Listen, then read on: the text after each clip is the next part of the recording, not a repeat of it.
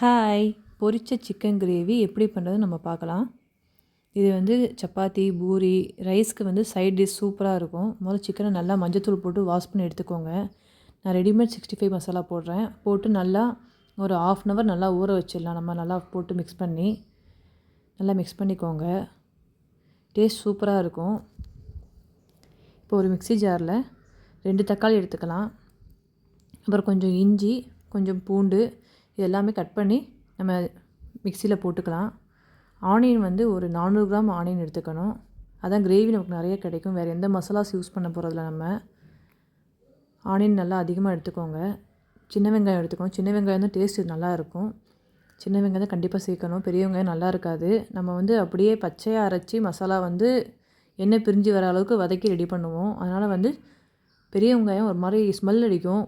சின்ன வெங்காயம் தான் நல்லா பச்சை வாசனை இல்லாமல் நல்லா அந்த ஸ்மெல் ஃப்ளேவர் நல்லாயிருக்கும் நமக்கு. ஆனால் சின்ன வெங்காயம் தான் இதுக்கு போடணும். எனக்கு ஜார் பத்தலை, வேறு ஜாரில் மாற்றிக்கிறேன். அப்புறம் வத்தல் ஒரு வரமிளகா வந்து ஒரு 10 மிளகாலேருந்து 15 மிளகா வரை எடுத்துக்கோங்க. நான் 2 டேபிள் ஸ்பூன் சோம்பு சேர்த்துக்கிறேன். கொஞ்சம் உப்பு போட்டு நல்லா நைஸாக பேஸ்ட் மாதிரி அரைச்சி வச்சுக்கோங்க. மையாக அரைச்சி வச்சுக்கோங்க. அடுத்து ஒரு கடாயில் எண்ணெய் ஊற்றி சிக்கனை பொரித்து எடுத்துக்கலாம். நம்ம இந்த மசாலா அரைக்கிறதுக்கு ஒரு 1/2 அன் ஹவர் ஆகும். எண்ணெய் நல்லா காஞ்ச உடனே சிக்கனை போட்டு ஒரு 60% 70% வெந்தால் போதும். ரொம்ப டீப் ஃப்ரை பண்ணணும் அவசியம் இல்லை. நல்லா லைட்டாக ஃப்ரை பண்ணிவிட்டு எடுத்து ஒரு பிளேட்டில் எடுத்து வச்சுக்கலாம்.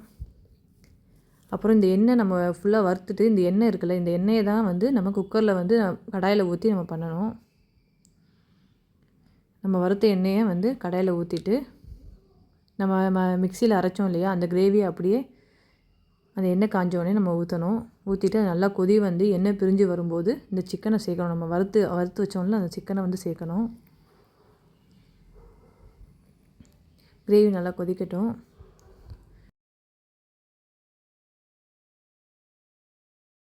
கிரேவி நல்லா பச்சை வாசனைலாம் போயிடுச்சு. இப்போ வந்து சிக்கனை சேர்த்து நல்லா கொதிக்க விட்டு இறக்கணுன்னா கிரேவி ரெடி. அடுத்து நம்ம பெப்பர் ஈரல் ஃப்ரை பார்க்கலாம். அதுக்கு ஒரு கடாயில் எண்ணெய் ஊற்றிக்கோங்க. நல்லெண்ணெய் தான் ஊற்றணும் இதுக்கு, அதான் டேஸ்ட் நல்லாயிருக்கும். நல்லெண்ணெய் ஊற்றிக்கிட்டு அது கொஞ்சமாக எண்ணெய் ஊற்றினா போதும். நான் 100 கிராம் வந்து ஈரல் எடுத்திருக்கேன். 100 கிராம் ஈரல் சேர்த்து நல்லா வதக்கிக்கோங்க. முதல்ல ஆனியன் போடலாம். போட்டோன்னா ஆனியன் வந்து லைட்டாக கருகிடும் ஈரல் வேகிறதுக்கு முன்னாடி. அதனால் வந்து ஆனியன் வந்து அப்புறம் தான் போடணும். ஈரல் ஓரளவு ஒரு 50% நல்லா வேகட்டும். நான் காட்டுறேன் உங்களுக்கு. நல்லா கலர் மாதிரி நல்லா வெந்து வரும். ஈரல் ஒரு 50% வெந்ததுக்கப்புறம் தான் உப்பும் சேர்த்துக்கணும். நம்ம சால்ட்டு போட்டுக்கோங்க. இதுக்கு நல்லா ஈரலை வறுக்கலாம். இது வந்து இஞ்சி பூண்டு இந்த மாதிரி எந்த இதுவுமே சேர்க்க போகிறதில்ல. ஜஸ்ட்டு பெப்பர், உப்பு, ஆனியன், சீரகம் அவ்வளோதான். டேஸ்ட் சூப்பராக இருக்கும். நீங்கள் வீட்டில் வந்து குட்டீஸ்க்கு கொடுத்தீங்கன்னா ரொம்ப லைக் பண்ணி சாப்பிடுவாங்க.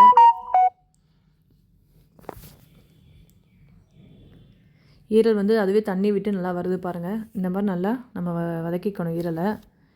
இப்போ வந்து சின்ன வெங்காயம் தான் இதுக்கும் சேர்க்கணும். ஒரு 100 கிராம் ஈரலுக்கு 100 கிராம் சின்ன வெங்காயம் போடணும். போட்டு நல்லா வதக்கணும். அது ஈரல் இன்னும் அடுத்து 50% வேகணும் இல்லையா, அப்போவே வந்து நமக்கு வெங்காயம் நல்லா வதங்கிடும். இப்போ கருவேப்பிலை போட்டுக்கலாம். போட்டு நல்லா வதக்கணும். இது வதக்கும் போதே கொஞ்சோண்டு ஒரு டேபிள் ஸ்பூன் சீரகமும் போட்டு நல்லா வதக்குங்க. நல்லா வதங்கிட்டு வருது நமக்கு. இப்போ மஞ்சத்தூள் சேர்த்துக்கலாம். மஞ்சத்தூள் ஆரம்பத்தே சேர்த்தா அது வந்து கலர் மாறிடும். அதனால் நம்ம ஆரம்பத்தே சேர்த்துக்கல. இப்போ கொஞ்சம் மஞ்சத்தூள், பெப்பர் இப்போ போட போகிறது கிடையாது. இப்போ சீரகம் போட்டுக்கலாம்.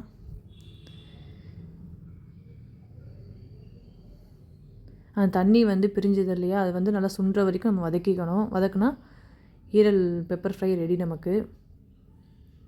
இது குட்டீஸ்களுக்கு தான் ரொம்ப பிடிக்கும். ஈரலே சாப்பிட மாட்டேன்னு சொல்கிற பசங்க கூட இது கண்டிப்பாக சாப்பிடுவாங்க. வீட்டில் கண்டிப்பாக நீங்கள் ட்ரை பண்ணுங்கள். ஈரல் நல்லா வதங்கிடுச்சு. இப்போது கொஞ்சம் பெப்பர் வந்து ஆரம்பத்துலேயே போடக்கூடாது, கசப்பு தட்டிடும். அதனால் அடுப்பை ஆஃப் பண்ணிவிட்டு பெப்பரை மேலே போட்டுட்டு நம்ம அடுப்பை ஆஃப் பண்ணிடணும். அவ்வளோதான், ஈரல் பெப்பர் ஃப்ரை ரெடி. இந்த வீடியோ பிடிச்சிருந்தா மறக்காமல் ஷேர் பண்ணுங்கள், சப்ஸ்கிரைப் பண்ணுங்கள், லைக் பண்ணுங்கள். நீங்களும் வீட்டில் ட்ரை பண்ணிவிட்டு கமெண்ட் பண்ணுங்கள். Bye.